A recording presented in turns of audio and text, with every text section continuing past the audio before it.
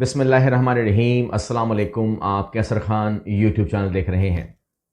आप लोगों ने गुज़िश्ता 2-3 दिनों के अंदर जितने भी तज्ज़िये, तबसरे और अपने आप को माहिर कहने वाले अज़ीम एंकर्स के जो खुतबात सुने थे आपने टीवी पे बैठ के, उन तमाम लोगों ने उस्ताद कराम ने, तमाम लोगों ने जो है यूट्यूब पे आके उन्होंने माफ़ियाँ अपनी मांग ली हैं कि हमारे जितने तज्ज़िये थे 171 सीटें होंगी, परवेज़ लाई फारिग हो जाएगा, परवेज़ लाई असेंबली नहीं तोड़ेगा एंड सो ऑन, जितनी भी उन्होंने बातें की थी वो सब की सब हमारी गलत निकली और हमें समझ में नहीं आया।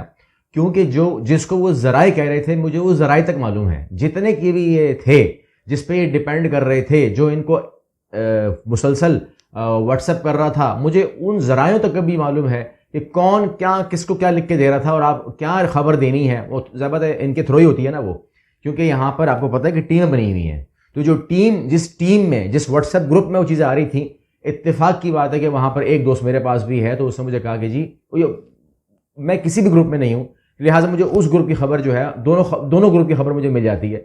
तो वहाँ मुझे पता लगा कि जी वहाँ पर ये तमाम की तमाम मालूमात दी जा रही है कि जी सीटें, और ये बेचारे जो है ना आगे ज़राए बना करके ना 171 सीटें हैं, परवेज़ मुशर्रफ फारिग हो गया और ये सॉरी परवेज़ लाई फारिग हो गया एंड सो ऑन, ये तमाम बातें इनसे कहलवाई गई। लेकिन बाद में उन्होंने कहा कि जी यूट्यूब पे बैठकर उन्होंने माफ़ियाँ मांगी हैं, सब ने लाइन से, सब ने कहा कि जी हम लोग बुरी तरीके से फेल हो गए हैं, हमें कोई समझ में नहीं आया।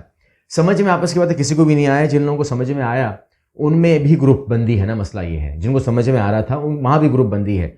हर जगह पर डिवीजन मौजूद है, कोई किसी को खुदा नहीं बनाना चाहता, सब कहते हैं कि लिमिट में रहो, और कभी वो ढील देते हैं, कभी वो खींचते हैं। ये सूरत हाल के अंदर हुआ ये है कि पंजाब के बगैर कोई भी हुकूमत नहीं बनती, ये बात दिमाग में रखें। अब सूरत हाल वो यहां पर ले आए हैं इमरान खान, जिसको सियासत नहीं आती, उसी की बात कर रहा हूं, इमरान खान की बात कर रहा हूं, कि अब अगर कौमी असम्बली अगर जो पीडीएम है वो नहीं तोड़ती तो फिर पंजाब असम्बली भी गई और केपी के तो गई, आज दोनों जा रही हैं, दोनों चली गई हैं, ठीक है ना। और अगर वो नहीं तोड़ते तो यहां पर जो एमक्यूएम है वो रिजाइन देके बैठ गई है। एमक्यूएम ने बोला कि कल इलेक्शन रुकवाओ, 15 तारीख इलेक्शन रुकवाओ वरना हम रिजाइन देते हैं। वो लड़ाई भी हो चुकी है। अब मुझे ये नहीं पता कि उस लड़ाई के अंदर गैरत का आंसर क्या होगा। ये एक बड़ा मसला होता है कि आप एक लड़ाई करते हैं, एक स्टैंड लेते हैं, अब उस स्टैंड के पीछे गैरत का आंसर है कि नहीं, ये बड़ा मसला होता है। तो ये मुझे नहीं पता कि कल वो काम करेगा, फैक्टर नहीं करेगा, लेकिन इमरान खान साहब की टोटल नजरें जो हैं वो इस चीज के ऊपर हैं। और Imran Khan knows very well कि कोई फैसला प्रेस कॉन्फ्रेंस की सूरत में भी हो सकता है, और एमक्यूएम की हिकमत अमली का इंतजार इमरान खान ने अहम इजलास बुला लिया। सदर जो है वो एतमाद के वोट के लिए कहने वाले हैं पीडीएम गवर्नमेंट को, शहबाज शरीफ को, कि एतमाद का वोट लें। अब अगर मैं आपको इस एमक्यूएम से हट के बताऊं, आपको जो गिनती वहां पर हुई है और हमने जो गिनती गिनी है, वहां पर वैसे ही शॉर्टेज हो चुकी है। वहां पर तकरीबन 6-7 लोग जो हैं जिनके साथ कोई पैसों पे नहीं बात हो रही है, लेकिन सीट पर बात जरूर हो गई है कि जी आप इस तरफ को हों और उस तरफ को वो हो जाएगा, ये हो जाएगा, क्योंकि वैसे ही 2 सीटों पे खड़े थे मामला, तो एक वोट तो वैसे ही कम था, तो एक सीट पे खड़े थे, वो आपके साथ नहीं खड़ा हुआ। तो अब जो मामला रह गया वो ये है कि 5 पहले टूट चुके हैं और एमक्यूएम तैयार बैठी हुई है। तो यहां पर एतमाद के वोट के बाद क्या होगा, तो कौमी असेंबली टूटने के चांसेस बहुत ज्यादा ब्राइट हो जाते हैं। ये अगेन मैं कह रहा हूं कि वो शख्स है जिसके बारे में बहुत तंग होकर भी बहरहाल किसी तरीके से भी कहा यही जा रहा है कि जी उन्हें नहीं आती है, और सिंध हुकूमत की इल्तवा की दरख्वास्त उसने दी। उसने कहा यार आप लड़ाई झगड़ा ना करें, हम आपके इलेक्शन मुलतवी करवा देते हैं। लेकिन वो दरख्वास्त जो है वो सिंध हुकूमत की वो कमिश्नर ने उड़ा दी, इलेक्शन कमिश्नर ने उड़ा दी। उसने कहा नहीं, कराची और हैदराबाद में कल ही इंतखाबात होंगे, क्योंकि उसको अपनी भी गर्दन उसकी फंसी हुई है ना, उसके ऊपर भी अदालत मौजूद है। ऐसा तो नहीं है कि उसके ऊपर अदालत मौजूद नहीं है, तो वो खुद फंसा पड़ा है। उसने बोला कि जी हालात हैं खराब और नफ्सा नफ्सी का दौर हो चुका है, हर आदमी अपनी गर्दन बचाए। तो उसके अंदर उसने कहा कि जी इलेक्शन कल करवा रहा हूं मैं, माजरत है मेरी तरफ से, और अगर ये माजरत कबूल हो जाती है तो फिर क्या होगा, ये एक फैक्टर चल रहा है जिसका कुछ घंटों में अगर प्रेस कॉन्फ्रेंस ना हुई तो कल खामोशी हो सकती है। ऊपर से भी कोई डंडे के साथ कंधे पे आपको ठक कर सकता है, या फिर जो है अगर गैरत बीच में आ गई, या तो गैरत काम करेगी या तो गैरत आड़े आएगी, दोनों सूरत से एक बात हो जाएगी।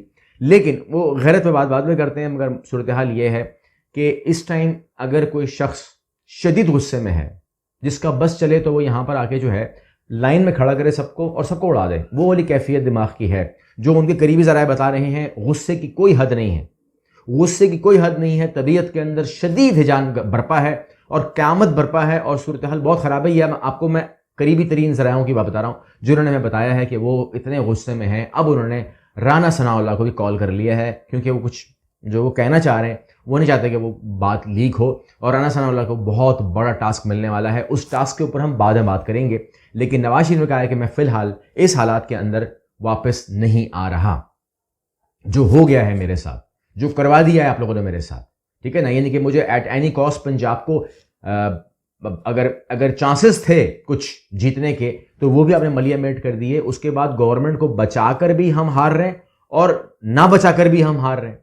ये कौन सी कंडीशन बन गई है? कंडीशन ये है कि अब अगर आपको एतमाद का वोट डालने की बात इसलिए हो रही है ताकि आप इज्जत से ना निकल सके वहां से, इससे पहले कि आप इज्जत वाला फैसला करें कि जी हम डिसॉल्व करते हैं, हम पंजाब असेंबली बचाते हैं, इलेक्शन में जाते हैं, मतलब वहां पर कैंपेन के लिए, उससे पहले एतमाद का वोट गले डाल देगा। वो आज ही डाल देगा मेरा ख्याल है, मेरे हिसाब से KPK और वो उड़ा करके। अब ये हो सकता है कि एतमाद का वोट जो है वो आज ही कोई डिस्कशन या कल ही नोटिफिकेशन आ जाए, तो उसके बाद फिर आप फंस जाएंगे, फिर आप असेंबली नहीं तोड़ सकते।